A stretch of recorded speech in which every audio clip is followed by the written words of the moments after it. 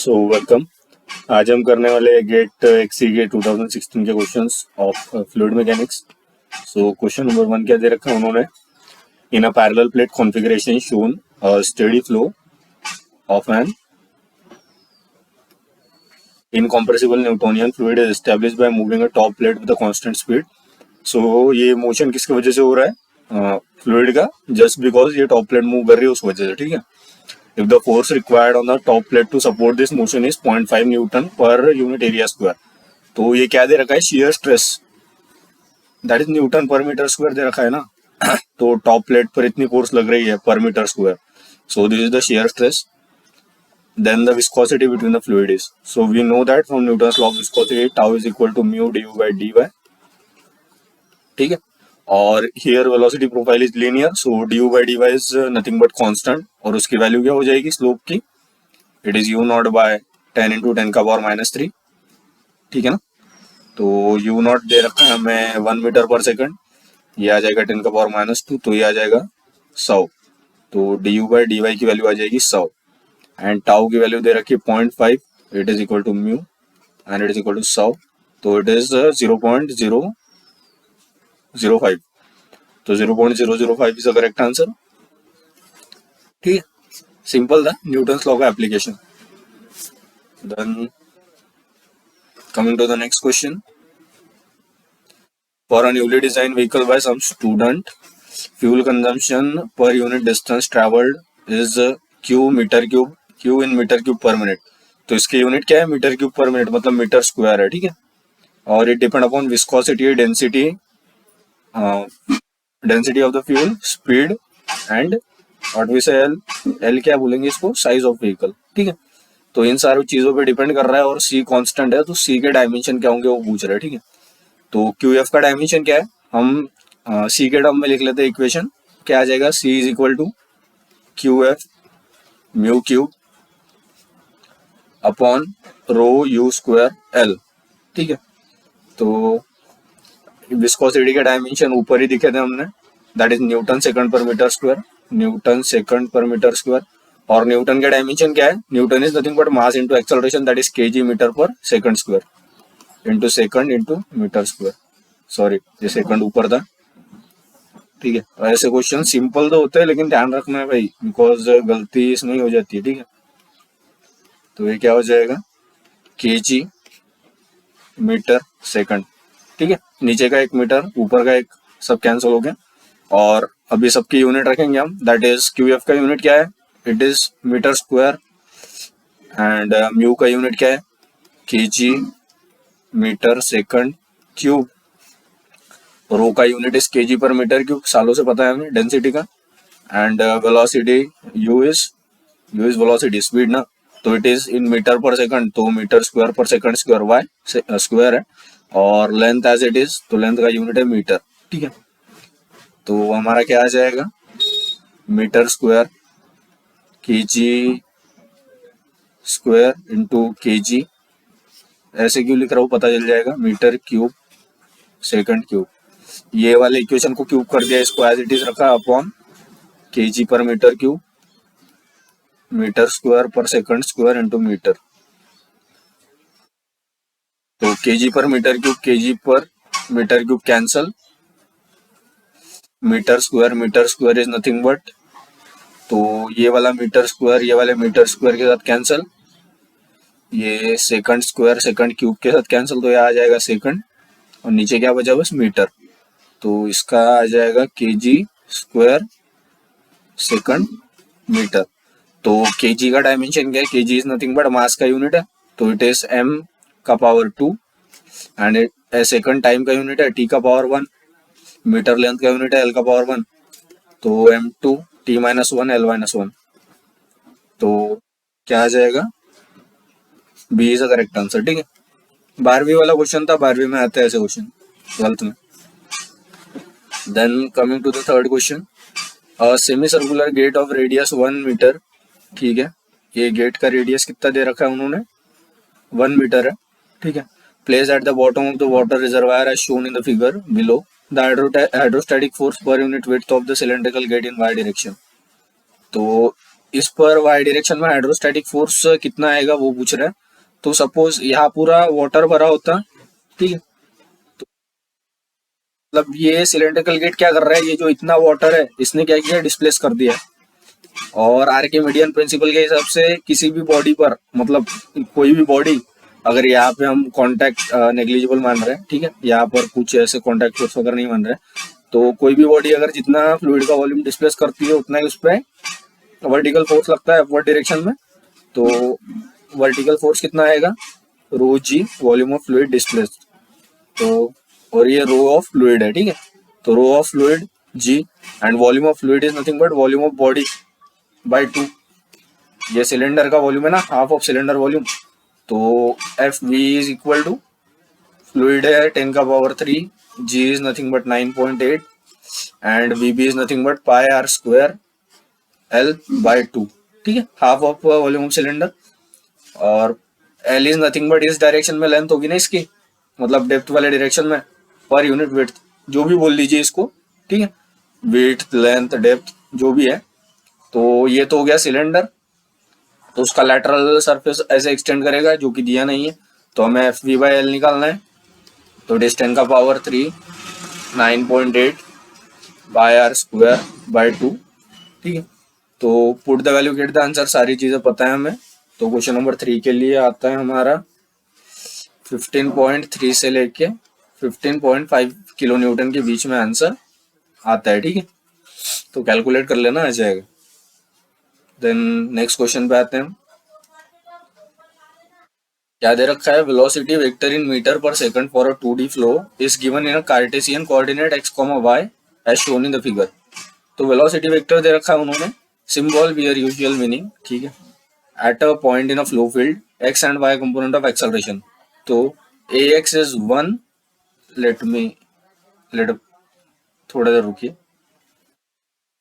So ax is nothing but 1 meter per second square.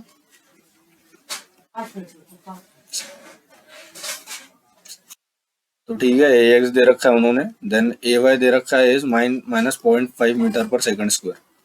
तो अभी हमें बस क्या पता रहना चाहिए, इसमें एक्सेलरेशन कैसे निकालते हो फॉर्मूला पता रहना चाहिए, अगर वो पता है तो प्रॉब्लम सॉल्व है। तो acceleration along X is nothing but U, sorry पूरा ही लिख लेता हूँ मैं, D U D T plus U D U D X plus V D U D Y plus W D U D Z. तो W का कोई काम नहीं है बिकॉज 2 डायमेंशनल है, और स्टेडी बोला है उन्होंने, शायद कहीं ना कहीं बोला ही होगा, क्योंकि टाइम के साथ तो दे नहीं रखा है। तो वैसे भी टाइम के साथ वैरी नहीं कर रहा, तो ये वैसे भी 0 ही आ जाएगा। तो हमारा क्या बच गया, U D U D X plus V D U D Y, ठीक है। तो ए एक्स ऐसे लिखते हैं, ए वाई कैसे लिखेंगे, सिमिलरली ऐसे D V D T plus U D V D X plus V D V D Y plus W D V D Z, ठीक है। ये लिखेंगे ए वाई, ये 0 आ जाएगा, ये 0 आ जाएगा, तो यहाँ से हमारा आ जाएगा ए वाई। तो इसको सॉल्व करेंगे तो क्या मिलेगा हमें, यहाँ से एक इक्वेशन मिलेगा एक्स वाई के टर्म में, ठीक है, इस इक्वेशन से वाई, बिकॉज हमें ए एक्स नोन है, ठीक है, और यहाँ से एक सेकंड इक्वेशन मिलेगा, तो ए वाई भी नोन है हमारा। तो एक इक्वेशन मिला, 2 इक्वेशन मिले और 2 अननोन है, 2 कोऑर्डिनेट्स अननोन है, that is X Y are unknown. तो we have to find out the location at which the accelerations are becoming this, means acceleration जब ये वाली वैल्यू एक्सेप्ट कर रहे हैं, that is 1 meter per second square and 0.5 meter per second square, मतलब जब उसकी वो वैल्यू हो रही है तब एक्स और वाई की क्या वैल्यू है, ठीक है। तो उससे क्या होगा, हमारा हमें एक्स और वाई कोऑर्डिनेट मिल गए करस्पॉन्डिंग टू दिस एक्सेलरेशन, ठीक है। तो जब हमें एक्स और वाई कोऑर्डिनेट मिल गए तो हमें क्या मिल जाएगा कि हमें हमारा u और v कंपोनेंट जो है एक्सेलरेशन वेलोसिटी का, that is u and v component, ये x और y के टर्म में, जनरल टर्म में। तो at given x and y, मतलब जहां पर एक्सेलरेशन ये हो रहा है तो वहां पर u और v मिल जाएंगा, और क्या बोला उन्होंने, velocity magnitude at that point. तो मैग्नीट्यूड कैसे निकालते हैं, magnitude of velocity is nothing but under root of u square plus v square, ठीक है। तो आई होप आपको समझ में आया होगा। This is from vector algebra. ये मतलब इतना तो आता ही होगा ना, वेक्टर का मैग्नीट्यूड निकालना। अगर दोनों परपेंडिकुलर है तो ऐसे ही आता है U square plus V square, नहीं तो फिर वो ऐसा आता है U square plus V square plus 2u v cos theta, where theta is angle between them, ठीक है। पता रहना चाहिए सब बातें। काम में आती है। Then coming to the next question, क्या दे रखा है उन्होंने, if phi of x, y is a velocity potential and psi of x, y is a stream function, then for a two dimensional steady incompressible irrotational flow, two dimensional बोला है, steady incompressible and irrotational, मतलब potential flow, potential flow, ठीक है। Which of the following is correct, तो हमें पता है potential flow के लिए ये वेलोसिटी पोटेंशियल भी और स्ट्रीम फंक्शन दोनों लैप्लेस इक्वेशन सेटिस्फाई करते हैं, तो ये दोनों तो करेक्ट है, ठीक है। और स्ट्रीम फंक्शन का मतलब स्ट्रीम लाइन का स्लोप और पोटेंशियल लाइन का स्लोप क्या होता है, ऑर्थोगोनल होता है एक्सेप्ट एट स्टैग्नेशन पॉइंट, तो उन दोनों का प्रोडक्ट क्या आएगा, दोनों के स्लोप का, it will be equal to -1, तो ये भी करेक्ट है। तो इनकरेक्ट कौन सा बचा, ये, तो सी इज ओनली इनकरेक्ट बिकॉज ये दोनों का प्रोडक्ट 1 आ रहा है, ठीक है, जो कि पॉसिबल नहीं है, तो सी इज ओनली इनकरेक्ट ऑप्शन। तो आई होप आपको समझ में आया होगा। देन क्या दे रखा है क्वेश्चन नंबर 6 में, ये क्वेश्चन में मैं थोड़ा क्लियर नहीं हूँ, फिर भी थोड़ा सा बता देता हूँ मैं। The flow of field shown over a bluff body as considerably curved streamline. A student measures pressure at point A, B, C, D. Denote them as PA, PB, PC, PD. State which one of the following statement is true. The arrow indicate the free stream flow direction. ठीक है, तो क्या दे रखा है उन्होंने, मतलब flow हो रहा है ब्लफ बॉडी के ओवर, तो ये 4 पॉइंट दे रखे हैं और चारों पे प्रेशर मेजरमेंट किया हमने, तो इन चारों में से कौन सा सही है, तो डी सही बोल रहे हैं, मतलब ए पे जो प्रेशर है वो बी पे जो प्रेशर है उससे ज्यादा है, और डी पे जो प्रेशर है वो सी पे जो प्रेशर है उससे ज्यादा है। तो रीजन तो एग्जैक्टली क्लियर नहीं है, बट मुझे क्या लग रहा है कि देखिए यहाँ पे कर्व स्ट्रीम लाइन है ना, तो कर्व स्ट्रीम लाइन पे क्या है, मतलब जैसे जैसे रेडियस बढ़ता है वैसे वैसे क्या होता है, प्रेशर भी बढ़ता है, ठीक है, एज पर दिस इक्वेशन। ये जो होता है, मतलब अगर हम इसे पोटेंशियल फ्लो मानते हैं तो dp by D R is equal to V square by R, rho V square by R, ये ऑयलर इक्वेशन से आता है इन मतलब perpendicular to the stream line वाले डायरेक्शन में। तो P क्या आ जाता है, P is equal to ln r plus C, मतलब जैसे जैसे r बढ़ेगा वैसे वैसे P बढ़ेगा, ठीक है, एज पर ऑयलर इक्वेशन, अगर हम पोटेंशियल फ्लो मान के चल रहे हैं तो रेडियल मतलब जो कर्व स्ट्रीम लाइन के अलॉन्ग रेडियली आउटवर्ड डायरेक्शन में प्रेशर क्या होता है, बढ़ता है, तो PD ग्रेटर देन PC का तो वो रीजन हो सकता है, और PA मतलब PA PB से बड़ा है उसका क्या रीजन हो सकता है, कि ये जो बी वाला पॉइंट है वो अप्रोक्सीमेटली हमें कहाँ दिख रहा है, ये पोटेंशियल फ्लो वाली लाइन में दिख रहा है, ठीक है, तो इसका प्रेशर तो P इन्फिनिटी ही रहेगा, लेकिन ये नियर टू स्टैग्नेशन पॉइंट दिख रहा है, मतलब ये वाला पॉइंट, तो इसका प्रेशर नियरली क्या होता है हमें पता है, stagnation pressure is nothing but P infinity plus half rho U infinity square.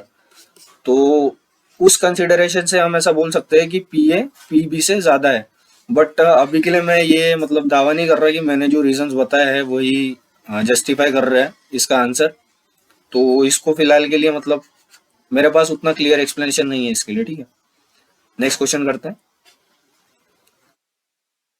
क्या दे रखा है उन्होंने, two dimensional incompressible flow field is defined by its velocity component in meter per second, ठीक है, U और V दे रखा है।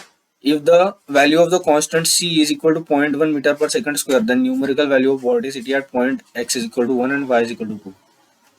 तो मैं ब्लैंक पेजेस ला लेता हूँ बिकॉज जरूरत पड़ेगी शायद इसकी यहाँ पर, wait a minute.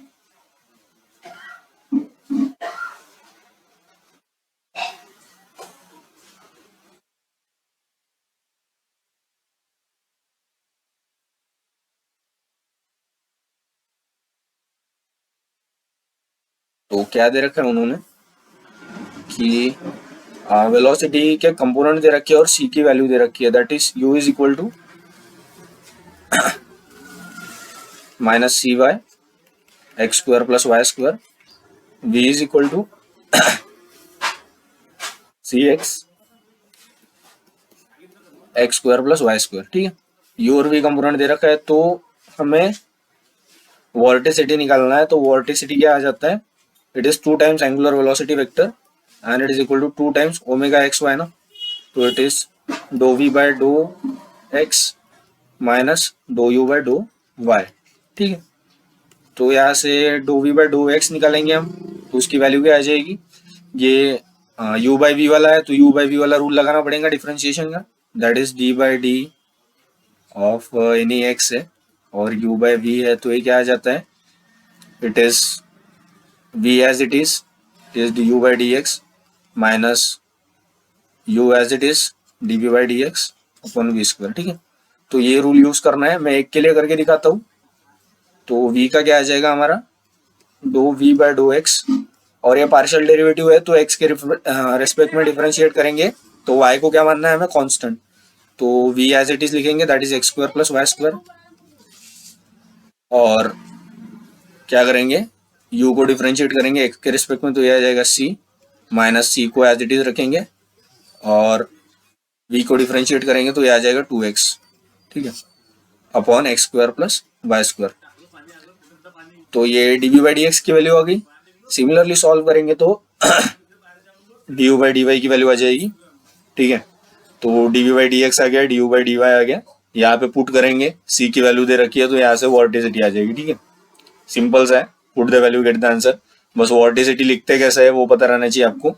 And vorticity is equal to 2 times angular velocity vector. ठीक है, तो ये 2 टाइम्स एंगुलर वेलोसिटी है, तो angular velocity is half of this is angular velocity, तो ये 2 कैंसिल हो जाएगा। ठीक है, देन नेक्स्ट क्वेश्चन पे आते हैं हम। Wait a second. तो क्वेश्चन नंबर 8 में क्या दे रखा है, दो फ्लो कॉन्फ़िगरेशन है are shown below for a incompressible flow of fluid, viscous flow है। The inlet velocity for a diverging nozzle and a free stream velocity for a flow past a bluff body is constant. ठीक है, position A and B are the separation point and the flow is laminar. The relation regarding velocity gradient at point A and B, y is the direction normal to the surface at the point, that is this is y, this is y. Velocity gradient के बीच में क्या relation होगा, तो हमें पता है at point of separation D you by D Y is zero. ठीक है, मतलब velocity gradient normal to it will become zero, तो ए पे भी जीरो हो जाएगा, बी पे भी जीरो हो जाएगा, तो क्या हो जाएंगे दोनों बराबर। ठीक है, that is D you by D Y at A, D you by D Y at B, both are equal because both are becoming equal to zero at the point of separation. ठीक है, then coming to the question number 9, ये बढ़िया question है। 9, consider a fully developed steady incompressible 2D viscous channel flow with a uniform suction and blowing velocity v naught as shown in the figure below.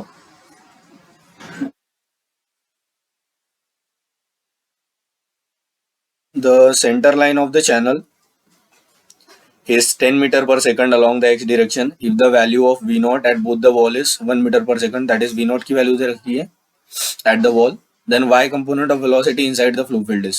ठीक है, तो centre line velocity दे रखी है उन्होंने, तो यहाँ पर करना क्या है हमें, तो ऐसे क्वेश्चन के लिए हमें पता होता है, मतलब ये कैसा है, बस इसमें पोर्स दे रखे हैं, लेकिन ये जो 2 फिक्स पैरेलल प्लेट है उसके बीच में फ्लो हो रहा था वैसा ही है, बट बाउंड्री कंडीशन यहाँ पे बदल जाएगी। ठीक है, बाउंड्री कंडीशन क्या हो रही है यहाँ पर, कि यहाँ पर पोर्स है, ये 2 फिक्स पैरेलल प्लेट में पोर्स नहीं थे, तो वेलोसिटी प्रोफाइल जो नेवियर स्टोक इक्वेशन सॉल्व करके आई थी 2 फिक्स पैरेलल प्लेट के लिए, वो इसके लिए भी वैलिड रहेगी, मतलब पैराबोलिक वाली, that is U is nothing but A plus B Y plus C Y square. ठीक है, मतलब velocity u is a velocity in x direction और velocity in x direction is a function of y only। ठीक है, u is a function of y only। ठीक है, तो u सिर्फ y का फंक्शन है, तो क्या हो जाएगा फिर कंटिन्यूटी इक्वेशन से du by dx for 2D flow plus dv by dy is equal to 0। ठीक है, तो u is a function of y only for a fully developed flow, तो du by dx will become equal to 0, तो dv by dy will be also equal to 0, so v is a function of x only। y because मतलब y के respect में differentiation 0 आ रहा है ना, partial differentiation, तो इससे क्या साबित होता है, v सिर्फ x का फंक्शन है, तो v जब सिर्फ x का फंक्शन है, तो सपोज किसी भी y पर, मतलब यहाँ पर y is equal to some, ये कोई डेप्थ है से d, मतलब यहाँ से हम x मेजर करना चालू कर रहे हैं, किसी भी x पर अगर हम y कोऑर्डिनेट देखते हैं तो v की वैल्यू क्या आ रही है, v नॉट। ठीक है, तो कहीं पे भी मतलब किसी भी y पर, और मतलब किसी भी x पर देखते हैं हम, मतलब ये कोई भी x हो गया ना। ठीक है, ये जनरल x है और किसी भी जनरल एक्स पर मतलब y is equal to D पर इसकी v की वैल्यू क्या आ रही है, v नॉट आ रही है, तो सारे फ्लो फील्ड में v की वैल्यू क्या आएगी, v नॉट आएगी। क्यों? बिकॉज v सिर्फ x का फंक्शन है और किसी भी x पर v की वैल्यू v नॉट आ रही है, तो मतलब v is nothing but constant और उसकी वैल्यू क्या है, v नॉट के बराबर है, बिकॉज वो y का फंक्शन नहीं है। y का फंक्शन होता तो यहाँ पर डिफरेंट होती, यहाँ पर डिफरेंट होती, यहाँ पर डिफरेंट होती, लेकिन यहाँ से क्लियरली दिख रहा है कि v is not a function of y, v is function of x only. तो at any given x if the value of v not is nothing but value of v is nothing but v not, so it is remaining constant throughout the flow field, तो उसकी value भी आ जाएगी v not के बराबर, तो it is nothing but equal to 1 meter per second. ठीक है, तो वो थोड़ा सा कंसेप्चुअल था, आपको ये पता रहना चाहिए कि इसके लिए पैराबोलिक आता है profile for two fix parallel plate. और यहाँ पे बस उन्होंने बाउंड्री कंडीशन अल्टर कर दी। इस केस में क्या होता है, किसी भी y पर नो पेनिट्रेशन के हिसाब से v की वैल्यू 0 आती है ना, मतलब किसी भी x पर ले लेंगे हम, ये सेम आर्गुमेंट फॉलो होते हैं यहाँ पर, तो v की वैल्यू क्या आ रही है, 0 आ रही है इस केस में। ठीक है, ये बाउंड्री कंडीशन नहीं है, मैं ऐसे ही जनरल बता रहा हूँ समझाने के लिए। तो किसी भी x पर अगर हम उस पे जाते हैं बाउंड्री पे, तो v की वैल्यू 0 आती है। ठीक है, और जब v की वैल्यू 0 आ रही है किसी y पर और y मतलब v y का फंक्शन नहीं है, सिर्फ x का फंक्शन है, तो कहीं पे भी किसी भी x पर देख लेंगे हम, तो v की वैल्यू क्या आ जाएगी, 0 ही आ जाएगी। तो through out the flow field v की वैल्यू 0 ही रहेगी। तो इस केस में v की वैल्यू 0 ही रहती है, बट यहाँ पर बाउंड्री कंडीशन चेंज कर दी उन्होंने, तो v की वैल्यू क्या आ जाएगी, v नॉट। ठीक है, आई होप समझ में आया आपको ये प्रॉब्लम, थोड़ा सा बढ़िया था ये। Then coming to the 10th क्वेश्चन, exhaust from a kitchen gas goes into the atmosphere through a tapered chimney as shown in the figure. Area of the cross section of the chimney at 1, that is A1 is say A and it is twice that of location 2. तो A2 पे suppose A2 ही बोल देते हैं, ये A1 is nothing but 2 times A2। ठीक है, ये दे रखा है उन्होंने। Flow can be assumed to be inviscid with a constant exhaust density. Density is constant 1 kg per meter cube. Keyword यही है यहाँ पर, flow can be assume inviscid. Inviscid है तो मतलब बर्नौली इक्वेशन के बारे में कुछ सोच सकते हैं हम। ठीक है, और जी दे रखा है, और if the steady uniform exhaust velocity at location 1, that is location 1 पर वेलोसिटी है, that is v1 is 1 meter per second, then pressure drop across the chimney is. ठीक है, तो प्रेशर ड्रॉप पूछ रहे, तो बर्नौली इक्वेशन लगाएंगे between point 1 and 2, that is p1 by rho g plus v1 square by 2g plus g z1 sorry plus z1 head के term में लिख रहे हैं, g नहीं आएगा, is equal to p2 by rho g plus v2 square by 2g plus g z2। तो pressure drop पूछ रहे हैं, मतलब यहाँ पर ज्यादा होगा प्रेशर और फ्लो होते होते कम हो जाएगा, तो p1 माइनस p2 पूछ रहे हैं, p1 minus p2 by rho g square minus v1 square by 2g plus sorry बार बार जी क्यों लिख रहा हूं मैं यहाँ पे, जी नहीं चाहिए, प्लस z2 माइनस z1। तो दिस इज आवर इक्वेशन। तो यहाँ से z2 minus z1 is nothing but, suppose this is our datum, तो z2 हो जाएगा 150, z1 हो जाएगा 0। ठीक है, मीटर में रखने के लिए 0.15 करेंगे। ठीक है, तो इट इज 0.15 मीटर माइनस 0, तो v2 की वैल्यू v1 दे रखा है, v2 क्या आ जाएगा, rho A V is equal to constant because mass flow rate is constant, तो density is also constant, so we can write a1 v1 is equal to a2 v2।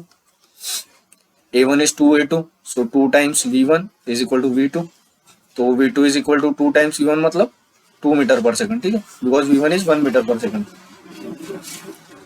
तो v2 आ गया, v1 आ गया, z2 z1 पता है, रो G तो हमें सदियों से पता है बिकॉज रो पता है, जी दे रखा है उन्होंने, तो p1 p2 पे आ जाएगा। ठीक है, देन क्या, कुछ नहीं, सॉल्व हो गया, आंसर बताना है बस मुझे 10 का, क्वेश्चन नंबर 10 का। Let me see, it is in the range of 2.95 से लेके 3.05, इस रेंज में आंसर आता है इसका, वैल्यू पुट करेंगे तो आंसर आ जाएगा। ठीक है, एक सेकंड रुकिए। तो नेक्स्ट क्वेश्चन पे आते हैं हम, क्या दे रखा है, jet of diameter 20 mm and velocity, jet दे रखा है, डाया 20 mm है, वेलोसिटी 6 मीटर पर सेकंड है, coming out of water tank standing on a frictionless can, hits a vane and get deflected at an angle 45 degree as shown in the figure below. ठीक है, सब कुछ दे रखा है उन्होंने, यहाँ से आ रहा है और डिफ्लेक्ट हो गया 45 डिग्री पर बाहर जा रहा है, the magnitude of tension in the supporting string connected to the wall is, ठीक है। तो इस सपोर्टिंग स्ट्रिंग में कितना टेंशन आएगा वो पूछ रहे हैं। तो क्या करेंगे हम, सबसे पहले सिस्टम सिलेक्ट कर लेंगे हमारा। तो सपोज हमारा सिस्टम इज लाइक दिस, और सिस्टम और से कंट्रोल वॉल्यूम, ठीक है। तो कंट्रोल वॉल्यूम में क्या करेंगे हम, स्ट्रिंग में ना इस तरह से टेंशन एक्ट करेगा लाइक दिस, ठीक है। इसको हमने सेपरेट कर लिया ऐसा मान लीजिए। और कंट्रोल वॉल्यूम, ये जो हमारा कंट्रोल वॉल्यूम है उसमें कुछ अंदर आ रहा है क्या, बिकॉज ये हमारी कंट्रोल सरफेस नहीं है, ठीक है। तो इसको अंदर आता हुआ हम नहीं मानेंगे। तो कंट्रोल वॉल्यूम में क्या हो रहा है, सिर्फ ये यहाँ से बाहर जा रहा है इस कंट्रोल सरफेस से, ठीक है। तो बिकॉज अगर हम देखिए क्या कर सकते थे, हम ये वाला भी कंट्रोल वॉल्यूम मान सकते थे इतना लाइक दिस, लेकिन ये मानेंगे तो फिर ये यहाँ पर भी रिएक्शन आएगी एक, ये जो भी जॉइंट है, मतलब अगर इसको सेपरेट करेंगे तो यहाँ पे भी रिएक्शन निकालनी पड़ेंगे, लेकिन वहां जरूरत नहीं थी। तो जबरदस्ती हम अपना कैलकुलेशन क्यों बढ़ाएंगे, उन्होंने सिर्फ स्ट्रिंग में पूछा है ना, तो सिर्फ स्ट्रिंग में ही निकालते हैं, बाकी ये रहने देते हैं। तो स्ट्रिंग वाले डायरेक्शन क्या है, एक्स डायरेक्शन है। तो एक्स डायरेक्शन में मोमेंटम इक्वेशन लगाएंगे, so it will be equal to M dot B in plus forces in X direction is equal to M dot V out. और इट इज वेक्टर इक्वेशन, ध्यान में रखना है हमेशा। तो साइन का ध्यान रखना है अप्लाई करते समय। सो दिस इज से पॉजिटिव एक्स डायरेक्शन। तो मोमेंटम अंदर आ रहा है क्या, किसी तरीके से नहीं आ रहा है, फोर्सेस के थ्रू आ रहा है, दैट इज टेंशन। एंड बाहर कैसे आ रहा है, दैट इज एम डॉट। और वेलोसिटी का कौन सा कंपोनेंट हेल्प कर रहा है, that is V cos 45 like this ना। ये इधर वाला कंपोनेंट एक्स डायरेक्शन में रहेगा ना वेलोसिटी का। ये जो ऊपर वाला कंपोनेंट है वेलोसिटी का, मतलब एग्जॉस्ट मोमेंटम का, वो क्या करेगा, मतलब वो नॉर्मल रिएक्शन अगर निकालनी होती है तो उसके लिए काउंट होता है, ठीक है। लेकिन वो सब पूछा नहीं है तो हम उसमें जाएंगे भी नहीं, बट इसलिए सिंपल क्या बोलते हैं उसको, ऐसे ही जनरली बता रहा हूँ मैं कि अगर नॉर्मल रिएक्शन निकालनी होती तो हम इसको यूज करते वर्टिकल वाले को, ठीक है। बट वो कुछ पूछा नहीं है तो जबरदस्ती करने की जरूरत नहीं है। क्या करना है हमें, टेंशन आ गया हमारा, एक ही फोर्स है और कोई फोर्स नहीं है एक्स डायरेक्शन में, या मतलब ये हम स्मूथ कांटेक्ट मानेंगे, मतलब कोई फ्रिक्शन नहीं है यहाँ पर ये चक्के वक्के के बीच में, नहीं तो फ्रिक्शन फोर्स को भी अकाउंट करना पड़ता है, ठीक है। तो बोला भी है उन्होंने फ्रिक्शनलेस, ठीक है। तो v dot out is nothing but v cos 45 degree, that is nothing but t is nothing but mass is rho A v square cos 45 degree. तो rho is nothing but 100 kg per meter cube, rho दे रखा है, ये क्या दे रखा है, मास flow rate के लिए हम ये वाला एरिया यूज करेंगे बिकॉज हमें यही पता है। तो यहाँ से जितना मास फ्लो रेट यहाँ पे आएगा उतना ही बाहर जाएगा, ठीक है, स्टेडी स्टेट में। तो क्या हो जाएगा,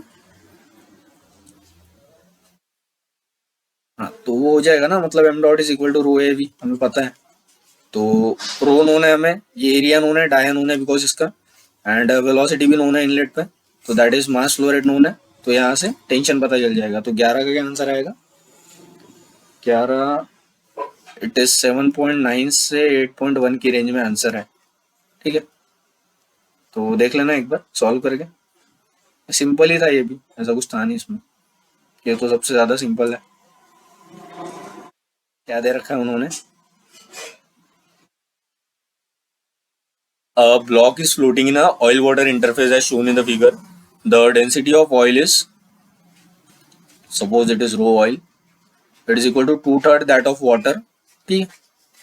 and given that density of block is 800 kg per meter cube, water की तो पता है हमें, then the fraction of total height of block in the oil is, तो क्या बोला है, suppose if h is the height of the block, total height of the block, देन उसका कितना फ्रैक्शन ऑयल में डूबा हुआ है वो पूछ रहे हैं हमें, ठीक है। So suppose it is x portion डूबा है ऑयल में, तो बचा कितना है, मतलब बचा वाला वाटर में डूबा होगा, it is h minus x. तो ये ब्लॉक क्या है, पूरा ही सबमर्ज है, और इक्विलिब्रियम में क्या होता है, मतलब इसका जो वेट है that is weight of block for fully submerge body, weight of block is nothing but equal to force of buoyancy acting on it, and weight of block is nothing but rho B, that is density of block, volume of block into G times buoyancy force कितना लगेगा, ये थोड़ा सा oil लगाएगा जितनी height उसमें है, तो rho oil A into X times G plus rho water A into H minus X times G. ठीक है, तो it is nothing but equal to, और वीबी क्या आ जाएगा, वीबी को हम डायरेक्ट लिख सकते हैं, it is rho B A H G. और ये ऐसे क्यों लिख पा रहे हैं, volume is equal to A into H, because ये प्रिज्मेटिक है, मतलब ये जो क्रॉस सेक्शन है वो बदल नहीं रहा है। ठीक है, मतलब यूनिफॉर्म क्रॉस सेक्शन है, इसलिए वॉल्यूम को ए इंटू एच लिख सकते हैं हम। ठीक है, तो हमारे पास आ जाएगा इक्वेशन, सबसे ए और जी कैंसिल हो जाएगा सारे तरफ से, तो it is nothing but 800 times H is equal to rho oil is 2/3 into 1000, ये दे रखा है उन्होंने, इंटू एक्स, प्लस वाटर का आ जाएगा 1000 एच माइनस एक्स, तो ये क्या हो जाएगा, it is 2000 X by 3 plus 1000 X minus 3000 X by 3, because ये 1000 एक्स आएगा ना, तो 3 से मल्टीप्लाई डिवाइड कर देंगे, तो इसको इससे माइनस करेंगे तो ये माइनस 1000 एक्स आएगा, it will be equal to minus 1000 by 3 times X plus 1000 times H. ठीक है, तो अभी is equal to 800 times H, तो इसको इधर ला लेंगे तो ये क्या हो जाएगा, 200 H is equal to 1000 by 3 times X, तो ये क्या आ जाएगा 600 बाय 1000 एक्स बाय एच, तो इट इज 0.6, तो 12 के लिए लेट मी चेक। ठीक है, 0.6 इज द करेक्ट आंसर। ठीक है, सिंपल ही था ये, बस कुछ था नहीं इसमें।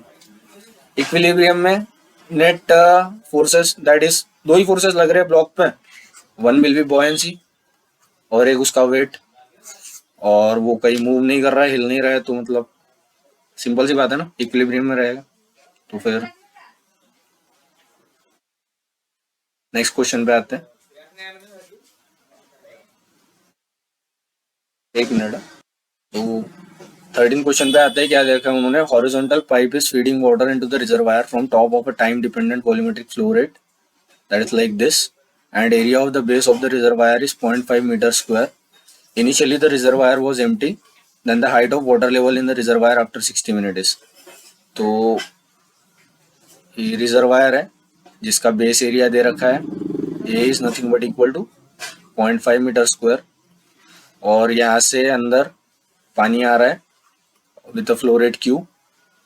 ठीक है, तो suppose at any given time T, ये जो हाइट है फिल जो हो रही है that is nothing but equal to H, तो फ्लो रेट्स के इक्वेशन से हम क्या लिख सकते हैं, दैट इज मतलब डेंसिटी कांस्टेंट मान के हम क्या लिख सकते हैं, summation Q in summation Q out is equal to D Q by, sorry D Q नहीं, D V by D T, sorry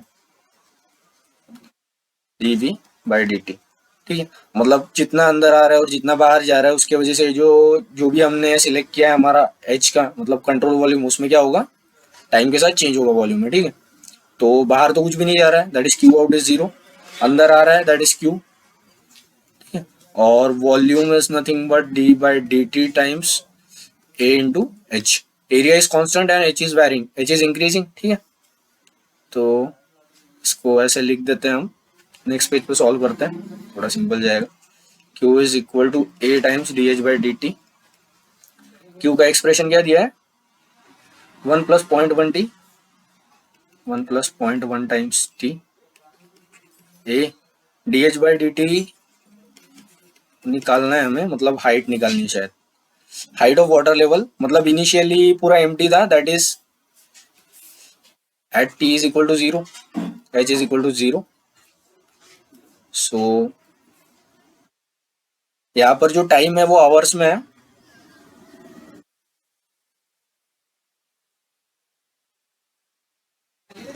हमें आवर्स में ही पुट करना पड़ेगा, तो 60 minute that is at time is equal to 1 hour, height क्या मतलब height की value क्या हो जाएगी वो निकालना है हमें। एंड एरिया दे रखा है उन्होंने 0.5 मीटर स्क्वायर।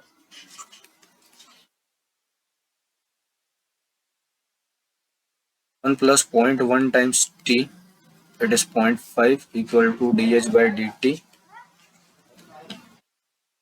देन इसका आंसर आ जाएगा हमारा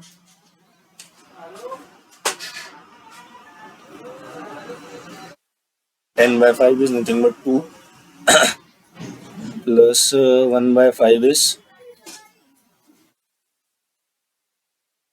it is 0.2t times dt integration dh। h is varying from 0 से h, time is varying from also 0 से 1। ठीक है, तो इसका इंटीग्रेशन आ जाएगा हमारा 2 का इंटीग्रेशन है 2t प्लस 0.2 का इंटी मतलब 0.2 एज इट इज कांस्टेंट है तो इट इज t² 2, तो इट इज varying from 0 से 1। एंड th का आ जाएगा h, तो इसकी वैल्यू रखेंगे तो h आ जाएगा, तो it is nothing but 2 plus 0.2/2 is 2.1 metre.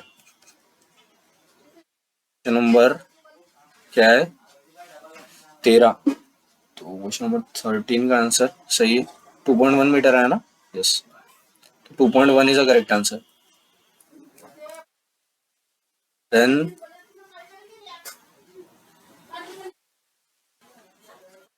So question number 14 क्या दे रखा है, velocity of a 2D steady flow is provided as, velocity is given like this, then equation of streamline for this flow is, तो u is given as cx² minus y² x² minus y² and v is given as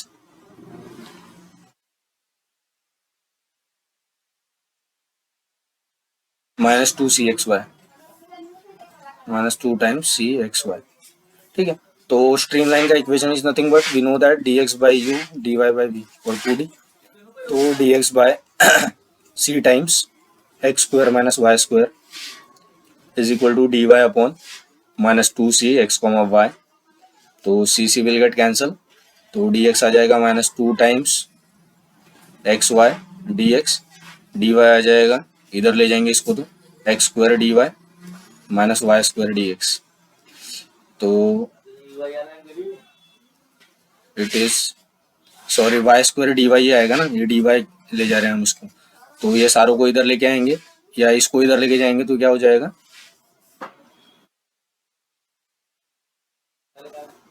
इसमें बस integration थोड़ा सा difficult था, ठीक ही था, बाकी कुछ था नहीं, तो is x² dy plus 2xy times dx minus y² dy is equal to 0, तो x² dy, तो हम डिफरेंशिएट करेंगे x² y को, तो क्या इसका आंसर क्या आता है, इट इज इक्वल टू, पहले x को डिफरेंशिएट करते हैं y को मतलब, तो इसका आंसर आ जाएगा 2x y dy, y को एज इट इज रखते हैं और x² को डिफरेंशिएट किया, देन x² को एज इट इज रखा तो y को डिफरेंशिएट किया, तो ये कुछ हमें इस तरीके से दिख रहा है, that is x² dy plus 2xy dx is equal to d times x² y, तो it is d times x² y minus y² dy is equal to 0, तो after integrating it will be equal to x² y minus y³ by 3 is equal to constant, तो x² y minus y³ by 3 is equal to constant, A is the correct answer. ठीक है, then coming to the 15th question, velocity, potential and stream function in a polar coordinate r, theta for a potential flow over a cylinder with a radius r is given as, एक potential function दिया है और stream function दिया है,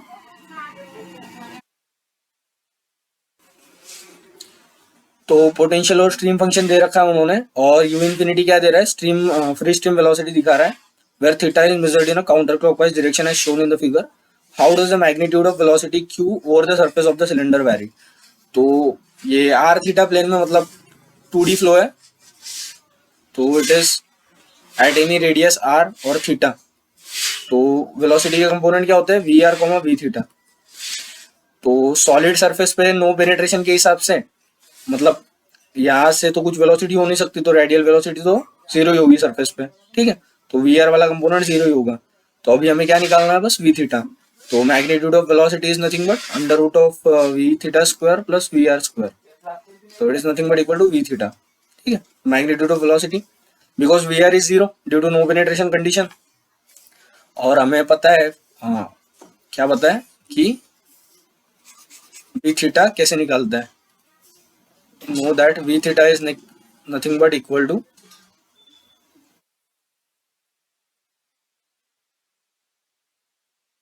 पाई by R times दो theta, ठीक है। मतलब पोटेंशियल फंक्शन को थीटा के रेस्पेक्ट में डिफरेंशिएट करेंगे तो थीटा वाली वेलोसिटी मिलती है ना, माइनस साइन लगाने के बाद। तो it is nothing but equal to minus of U infinity and U infinity by R, and it is R plus R square by R square by R. क्यों ऐसा आया, बिकॉज हम थीटा के respect में डिफरेंशिएट कर रहे हैं तो बाकी सब कांस्टेंट है। और कॉस थीटा का डिफरेंशिएशन माइनस साइन थीटा, तो माइनस माइनस प्लस हो जाएगा, that is U infinity by R, R plus R square by R sine theta. और सरफेस पे बोल रहे हैं तो रेडियस की वैल्यू क्या होगी, कैपिटल आर के बराबर। तो it is U infinity upon R, it is equal to R plus ये R by R is R square by R is nothing but R sine theta. तो ये इससे आर से कैंसिल हो जाएगा, तो ये 2 times U infinity sine theta. तो D is the correct answer for question number 15.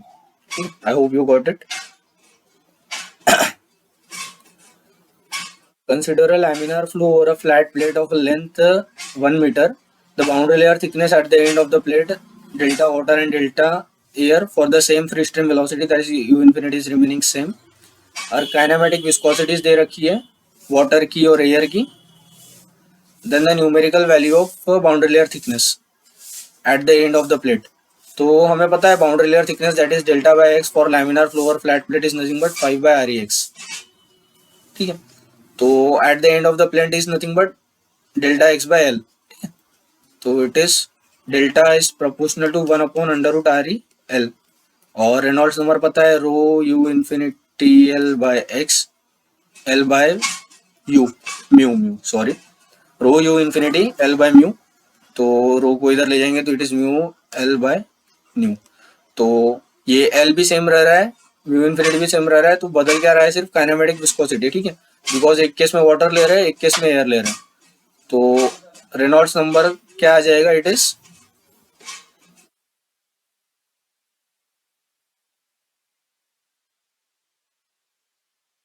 तो Reynolds number will be proportional to some constant times viscosity, so delta will be proportional to under root of kinematic viscosity, ठीक है, ठीक है। तो it is delta water by delta A is equal to under root of mu water by mu air. तो यहाँ से mu water पता है हमें, म्यू एयर पता है, तो दोनों का रेशियो ले लेंगे, अंडर रूट लगाएंगे, तो यहाँ से delta water by delta air आ जाएगा। बस हमें लैमिनार फ्लो और फ्लैट प्लेट के लिए delta by L is proportional to 1 by under root of Reynolds number, ये पता होना चाहिए था यहाँ पर। ये पता है तो प्रॉब्लम सॉल्व है for question number 16। Late me see this answer in the range of 0.24 से 0.26 के बीच में। Put the value get the answer वाला है ये भी। Coming to the next question, a prototype of a dam spillway structure used for controlled release of water from the dam has a characteristic length. Prototype की length दी है 20 metre. Velocity of prototype is 2 meter per second. Small model is constructed by keeping Froude number same. तो Froude number पता है हमें, it is nothing but v by under root gl. It's like this something, ठीक है, Froude number। तो Froude number prototype का, Froude number model का same करना है हमें। और what is the minimum length scale ratio between prototype and the model such that the minimum Reynolds number, minimum length scale ratio between the prototype and the model such that minimum Reynolds number is 1000। तो क्या करना है हमें, it is vp by vm,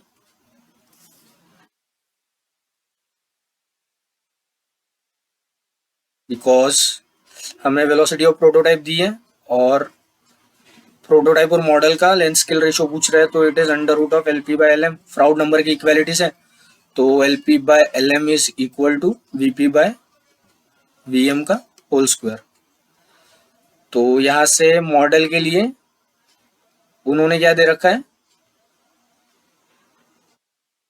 Reynolds number दे रखा है 100 and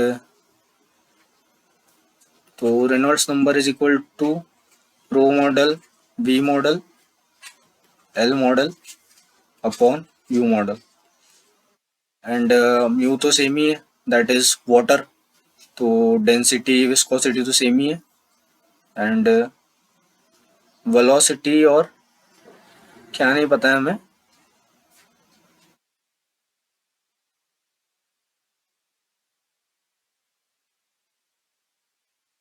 velocity और length का product मिल रहा है हमें यहाँ से। तो क्या करेंगे हम, दैट इज यहाँ से हमें क्या मिल जाएगा, वी एम और एल एम, ठीक है, बिकॉज रेनॉल्ड्स नंबर हमें दे रखा है 100। Let me show you, Reynolds number 100 दे रखा है and it is viscosity is 10⁻³ और ये डेंसिटी इज 1000, तो वी एम एल एम मिल जाएगा हमें। तो यहाँ से वी एम को एल एम के टर्म में लिखेंगे हम, बिकॉज यहाँ पर क्या क्या अननोन है, एल एम और वी एम अननोन है, ठीक है। तो एक चीज को एलिमिनेट कर देंगे, दो इक्वेशन मिल गए, ये एक फ्राउड नंबर से मिल गया और ये एक रेनॉल्ड्स नंबर से मिल गया, ठीक है, वी एम और एल एम का। तो यहाँ से वी एम को एल एम के टर्म में लिख देंगे, तो हमें क्या मिल जाएगी, लेंथ ऑफ मॉडल मिल जाएगा। और हमें क्या पता करना है, that is length of prototype by length of model. Length of prototype हमें पता है 20 मीटर है और इस इक्वेशन से सॉल्व करने के बाद लेंथ ऑफ मॉडल मिल जाएगा।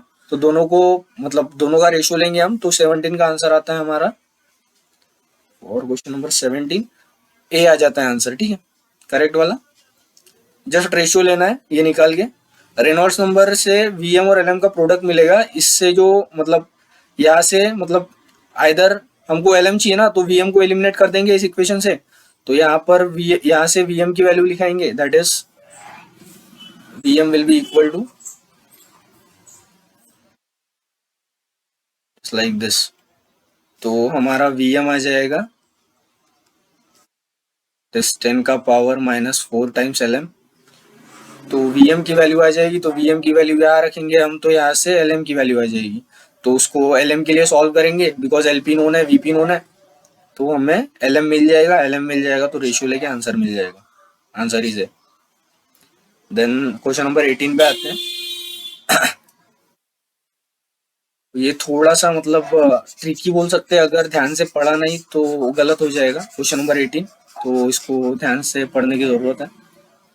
That is, a orifice meter having orifice dia, that is diameter of orifice is given, is placed in a water pipeline having a flow rate q actual, actual flow rate is given, ठीक है। The ratio of orifice diameter to pipe diameter, तो diameter of orifice to diameter of pipe, that is diameter of orifice to diameter of pipe is nothing but equal to 0.6, dia का ratio दिया है and contraction coefficient is also 0.6।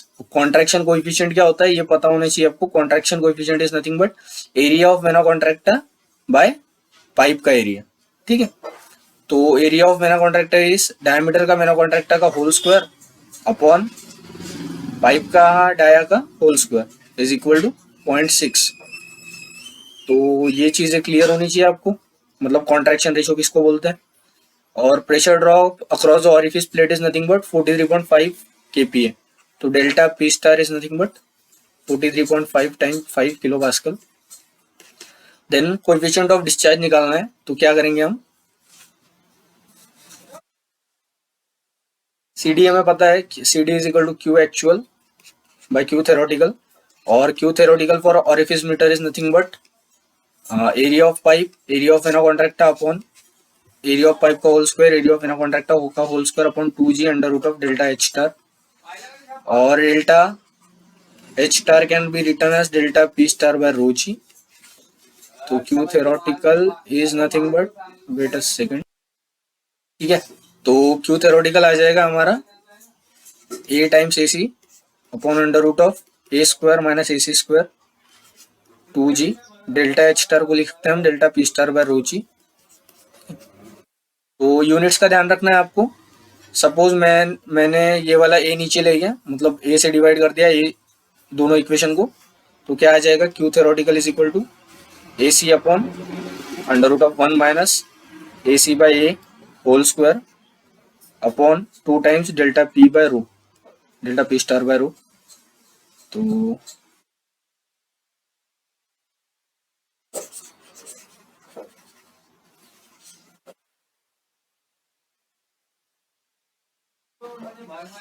तो Q theoretical आ जाएगा हमारा area of vena contracta. कैसे आएगा, मतलब एरिया ऑफ वेना कॉन्ट्रैक्टा निकालने के लिए area of vena contracta is equal to 0.6 times this area, area of pipe, ठीक है। और एरिया ऑफ पाइप क्या आता है, मतलब एरिया ऑफ पाइप क्या आएगा, area of pipe is nothing but pi by 4 D square. और डी की वैल्यू यहाँ से आ जाएगी, D is equal to D naught by 0.6। और ये D is area of pipe, so से डी पाइप बोल देते हैं हम इसको, कंफ्यूजन हो रहा है यहाँ पर, सो इट इज से डी पाइप। और ये D is area of orifice, तो एरिया ऑफ ऑरिफिस को 0.6 से डिवाइड कर देंगे हम, ठीक है। तो हमारा क्या आ जाएगा, डायमीटर ऑफ पाइप, ठीक है। क्या बोल रहा था मैं, डायमीटर के रेशियो से हमको डायमीटर ऑफ पाइप मिल जाएगा, और डायमीटर ऑफ पाइप मिल गया तो एरिया ऑफ वेना कॉन्ट्रैक्टा भी मिल जाएगा। तो यहाँ पर सारी चीजें नोन है, that is A C by A का रेशियो तो 0.6 नोन है, हमें दे रखा है उन्होंने। ए सी भी मिल जाएगा क्योंकि हमें डायमीटर ऑफ पाइप मिल जाएगा, तो ए सी मिल जाएगा, उन्होंने दे रखा है। And delta P is 43.5 kilo pascal, that is 10 का power 3 pascal. Wait a second. तो ठीक है, तो यहाँ से हमारा क्यू थेरोटिकल की वैल्यू कुछ निकल के आ जाएगी। देन क्यू एक्चुअल पता है हमें, क्यू थेरोटिकल आ गया, तो यहाँ से कोएफिशिएंट ऑफ डिस्चार्ज आ जाएगा, ठीक है। बस यहाँ पर ये ध्यान रखना था, ये जो रेशियो दे रखा है उन्होंने, दैट इज ये डायमीटर का रेशियो है और एक कोएफिशिएंट ऑफ कॉन्ट्रैक्शन एरिया का रेशियो है, ठीक है। तो अगर यहाँ पर बराबर ध्यान नहीं दिया तो आंसर में प्रॉब्लम आ सकती है, तो वही ध्यान देने वाली चीज थी यहाँ पर। एंड क्वेश्चन नंबर 18 के लिए आंसर की रेंज दे रखी है उन्होंने, आफ्टर सॉल्विंग आपका आ जाएगा 0.29 से 0.33 के बीच में आंसर आ जाएगा आपका, ठीक है, C D. Then coming to the question number 19, consider the following figure as shown in the shown below. The object marked as A1, A2, B1, B2, C1, C2, and the flow direction over the object are also shown. Amongst these objects, A1, A2, B1, C1 are having a smooth surface, while B2 and C2 are having rough surface. तो B2, C2 क्या है, rough है, बाकी सारे क्या है, smooth है, ठीक है। Then all the airfoil can be considered as a thin slender airfoil among the statement 1 से लेके 4 तक made about drag of this object, which of the following is correct। तो क्या दे रखा है उन्होंने, तो drag of the object A1 is less than that of drag of object A2, ठीक है। तो ये सही है, बिकॉज मतलब यहाँ से मतलब जैसे स्ट्रीम लाइंस का मूवमेंट होगा उसी तरीके से फ्लो का, मतलब फ्लो का मूवमेंट क्या होगा, यहाँ पर अटैच रहेगा हमेशा फ्लो। लेकिन यहाँ पर ये शार्प एज की वजह से क्या हो सकता है, मतलब फ्लो स्टार्टिंग में ही शार्प एज इनकाउंटर कर रहा है, तो शार्प एज इनकाउंटर कर रहा है तो क्या हो सकता है, मतलब ये स्ट्रीमलाइन, भले ही स्ट्रीमलाइन बॉडी है, लेकिन मतलब बॉडी का शेप भले ही स्ट्रीमलाइन है, बट ये शार्प एज इनकाउंटर कर रहा है ना फ्लो स्टार्टिंग में ही, तो यहाँ पर फ्लो सेपरेशन होने के चांसेस ज्यादा है। तो चांसेस यहाँ पर ज्यादा है, तो फ्लो सेपरेशन अगर हो गया तो यहाँ पर ड्रैग क्या होगा, ज्यादा होगा। तो A1 में क्या होगा, ड्रैग कम होगा। तो स्टेटमेंट 1 क्या है, सही है। Drag on object A1 and A2 are same, ये तो गलत है बिकॉज पहला सही हो गया। तो drag on object B1 is more than drag on object B2। हाँ, तो क्या बोला है उन्होंने, B1 पे जो ड्रैग है वो B2 पे ड्रैग होगा उससे ज्यादा होगा। तो ये भी स्टेटमेंट सही है। क्यों सही है, बिकॉज ये फ्लो और ब्लफ बॉडी के केस में ये पहला वाला स्मूथ है, बिकॉज B1 पे मतलब ये स्मूथ सरफेस है और ये रफ सरफेस है, तो ये जो ये फ्लो है वो लैमिनार है, और इस पर जो फ्लो होगा टर्बुलेंट होगा, उन्होंने बोला है ऊपर। तो लैमिनार फ्लो में क्या होता है, मतलब जल्दी से डिटैच हो जाता है फ्लो, मतलब बाउंड्री लेयर सेपरेशन बहुत जल्दी हो जाता है as compare to turbulent flow. और जो लैमिनार का वेग होता है वो भी बहुत बड़ा होता है एज कम्पेयर टू टर्बुलेंट। तो it is turbulent, it is laminar, तो इसका वेग बड़ा है, तो वेग बड़ा है तो इस पर ड्रैग भी ज्यादा होगा एज कम्पेयर टू B2, ठीक है। तो इसका रीजन समझ में आया आपको? ये ब्लफ बॉडी के केस में बता रहा हूँ, ठीक है। Then drag on object B1 is more than drag on object B2, तो ये करेक्ट है, तो ये इनकरेक्ट है। Then drag on object C1 is more, C2 is rough है, C2 रफ है और दोनों स्ट्रीमलाइन बॉडी है, ठीक है। तो यहाँ पर फ्लो सेपरेशन का कोई चांस नहीं है, ठीक है, बिकॉज दोनों में मतलब एक ही मतलब ये जो कॉर्नर है इसका वो फ्लो को स्टार्टिंग में इनकाउंटर नहीं कर रहा, तो दोनों को मतलब दोनों में फ्लो सेपरेशन का चांसेस नहीं है। लेकिन ये क्या है, C2 रफ है और C1 स्मूथ है, तो इस पर लैमिनार फ्लो होगा, इस पर टर्बुलेंट फ्लो होगा। तो हमें पता है कि लैमिनार मतलब टर्बुलेंट फ्लो के लिए CD जो होता है मतलब वो ज्यादा होता है, ठीक है। CD turbulent is more then CD laminar for same body, for same geometry. तो क्या हो जाएगा, ड्रैग फोर्स C2 के केस में ज्यादा हो जाएगा एज कम्पेयर टू C1। तो 6 इज द करेक्ट आंसर। और कौन सा मैच हो रहा है, 1 3, लेट मी सी, क्वेश्चन नंबर 19 है ना, 19 का ए, हाँ ठीक है, 1 3 और 6 it's matching. Then coming to the question number 20, consider a 2D steady incompressible fully developed flow of viscous non Newtonian fluid through two stationary parallel plates, ठीक है, दो पैरेलल प्लेट के बीच में। assume plates are very long and in x direction and wide in z direction, there is no variation of velocity in z direction, that is it is a 2D flow, ठीक है। this is x, this is y, so it is 2D flow and the distance between them is 2h, okay। velocity in a channel is given as u is equal to u max 1 minus y square by h square. Origin is located at the center. If h is equal to 48 meter, u max is equal to 100 meter per second square. The difference between the value of the stream function passing through y is equal to 0 and y is equal to h by 2. तो stream function value के बीच में difference पूछ रहे हैं वो, तो हमें पता है stream function is nothing but equal to, नहीं स्ट्रीम फंक्शन नहीं, दैट इज ये वेलोसिटी इन एक्स डायरेक्शन है u कंपोनेंट, तो u is equal to do phi by do Y. तो फाई क्या आ जाएगा, it is u max y minus Y cube by 3h square after integrating plus some function of x, ठीक है। तो ये आ जाएगा स्ट्रीम फंक्शन। क्या किया मैंने, यहाँ u के वैल्यू रखा, u को y के रिस्पेक्ट में इंटीग्रेट किया तो फाई आ गया। और दो पैरेलल प्लेट के बीच में बाउंड्री कंडीशन क्या है, मतलब नो पेनिट्रेशन के हिसाब से वॉल पे v 0 हो जाएगा। और ऊपर मैंने इस पे बहुत ज्यादा एक्सप्लेनेशन दे चुका हूँ कि अगर v वॉल पे 0 है तो पूरे फ्लो फील्ड में क्या हो जाएगा, 0, बिकॉज कंटिन्यूटी इक्वेशन से भी आ जाता है v is a function of x only and eight any given y if v is 0, मतलब एनी गिवन x पर अगर v 0 है तो सारे x पर v की वैल्यू क्या होगी, 0।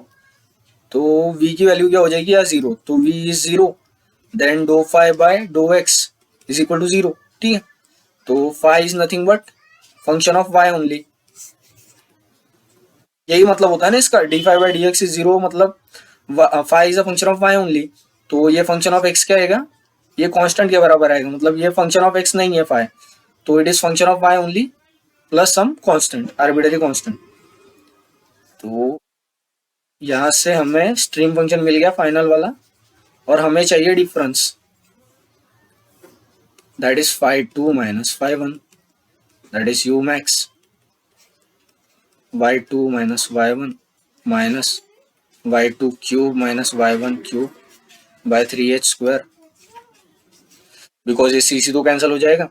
And phi 2 is nothing but y is equal to h by 2, phi 1 is y is equal to 0, तो यहाँ पर मतलब y2 आ जाएगा h बाई 2, y1 आ जाएगा 0, तो यहाँ पर वैल्यू सब्सटीट्यूट करेंगे हम, तो यहाँ से हमें डिफरेंस ऑफ स्ट्रीम फंक्शन मिल जाएगा for question number 20, it is 2200, exact answer mm square per second, सारा कुछ mm में ही रखना है, तो mm स्क्वायर पर सेकंड में आंसर आ जाएगा, ठीक है। आई होप आपको समझ में आया होगा ये प्रॉब्लम।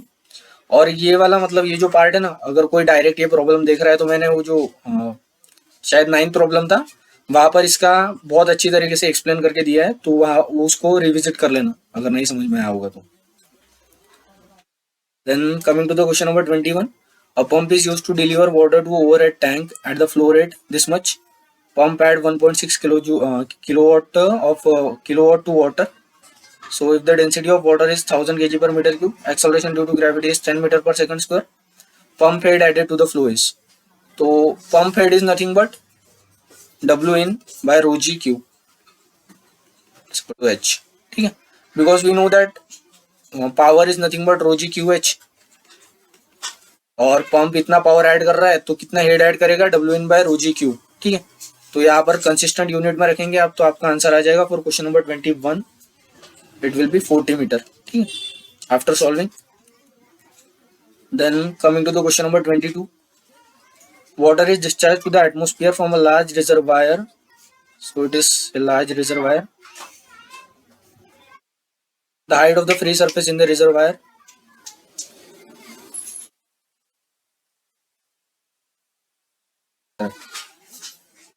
तो ये जो फ्री सरफेस की हाइट है उन्होंने दे रखी है h. ठीक है, suppose say this is the datum centre line of pipe, and friction factor दे रखा है 0.02. लेंथ दे रखी है पाइप की, डाया दे रखा है, डेंसिटी दे रखी है, फ्लो रेट दे रखा है, पाइप के थ्रू कितना हो रहा है, then the value of height h is. और ये रिजर्वायर इतना बड़ा है कि वेलोसिटी हमें नेग्लेक्ट करना है, and this is section 2 exit section. ठीक है, तो एट 1 और 2 पे बर्नौली इक्वेशन लगाएंगे तो क्या आ जाएगा, P1 by rho g plus P1 square by 2g plus h is equal to P2 by rho g plus V2 square by 2g plus Z2 is nothing but 0 plus HL. ठीक है, P1 P2 बराबर Y atmospheric pressure है इसलिए V1 is very very नेग्लिजी, मतलब बहुत कम होगा, उन्होंने दे रखा है कम मानना है करके, तो H will be equal to V2 square by 2g plus HL. Then HL is nothing but the major loss over a length L. तो V2 को हम ऐसे लिख सकते हैं, that is Q by pi by 4 d square का whole square into 1 by 2g, और HL हमें पता है डार्सी-विजबैच इक्वेशन के हिसाब से F times L by d v square by 2g. तो इसको सिंप्लीफाई करके मतलब डिस्चार्ज के टर्म में कैसे लिख सकते हैं हम, 8FL q square upon pi square g d का पावर 5. कुछ नहीं करना है, v को q बाय a सब्स्टिट्यूट करना है, that is q upon pi by 4 D square. तो यहाँ से हमारा वैल्यू आ जाएगा. ठीक है, h का तो मतलब इक्वेशन लगाना था मॉडिफाइड बर्नौली इक्वेशन, तो यहाँ से HL की वैल्यू पुट कर दी हमें और एग्जिट वेलोसिटी की पुट कर दी. अगर किसी को एग्जिट वेलोसिटी नहीं मानना है तो वो इसको ऐसे भी कंसिडर कर सकता है, मतलब ये एग्जिट लॉस है. ठीक है, मतलब जो एग्जिट पे वेलोसिटी है वो लॉस ही है ना, तो वेलोसिटी मानेंगे तो ज्यादा बेटर रहेगा रादर देन वो माइनर लॉस मानेंगे. बट वही है, मतलब अलग से माइनर लॉस नहीं मानना है, यही माइनर लॉस है क्योंकि ये फ्री स्ट्रीम में एग्जिट हो रही है ना वेलोसिटी. अगर हम इस सेक्शन पे मान रहे हैं तो it is nothing but velocity at section 2, और अगर डिस्चार्ज मान ले रहे हैं तो it is nothing but exit loss. ठीक है, तो आप कैसे इंटरप्रेट करते हैं उस पर डिपेंड करता है इस इक्वेशन को, मतलब कहाँ पे देख रहे हैं, मतलब ये बाहर निकलने के बाद देख रहे हैं या सेक्शन पे देख रहे हैं. सेक्शन पे देख रहे हैं तो ये फ्लूइड की वेलोसिटी है, बाहर जाके देख रहे हैं तो ये लॉस है. ठीक है, तो यहाँ से Q नोन है हमें, पाइप का डाया नोन है, F नोन है, L नोन है, डाया नोन है, और ये जो बोला था मैंने that is FL by D v square by 2g, it can be return as 8FL q square upon pi square g d का पावर 5. ठीक है, तो इसको ऐसे लिख सकते हैं हम. तो सब्स्टिट्यूट करेंगे मतलब सारों की वैल्यू, तो हमारा फाइनली आंसर आ जाएगा. और जी की वैल्यू 10 है, ध्यान रखना है 9.81 नहीं लेना है, नहीं तो जल्दी जल्दी में 9.81 ले लेंगे तो गड़बड़ हो जाएगी. तो इसका आंसर आ जाता है 10. ये जो v स्क्वायर बाय 2g है इसकी वैल्यू आती है 1, और हेड लॉस की आती है, नहीं सॉरी, दोनों की 5 वैल्यू आती है शायद, इसकी 5 आती है और इसकी 5 आती है, मैंने सॉल्व किया था कल ही. तो आंसर आ जाता है 10 मीटर. तो 10 metre is the correct answer. तो यहाँ से क्या साबित हो रहा है, मतलब ये भी 5 आ रही है और ये भी 5 आ रही है, तो ये अगर माइनर लॉस, इसको माइनर लॉस मान रहे हैं तो हम माइनर लॉस नेग्लेक्ट नहीं कर सकते यहाँ पे. क्यों? क्योंकि ये दोनों बराबर आ रहे हैं, मतलब कंपेरेबल है, मतलब मेजर लॉस के बराबर आ रही है. ठीक है, तो माइनर लॉस हम हमेशा नेग्लेक्ट नहीं कर सकते, तो आपको ये ध्यान में रखना है. And that's it for this paper.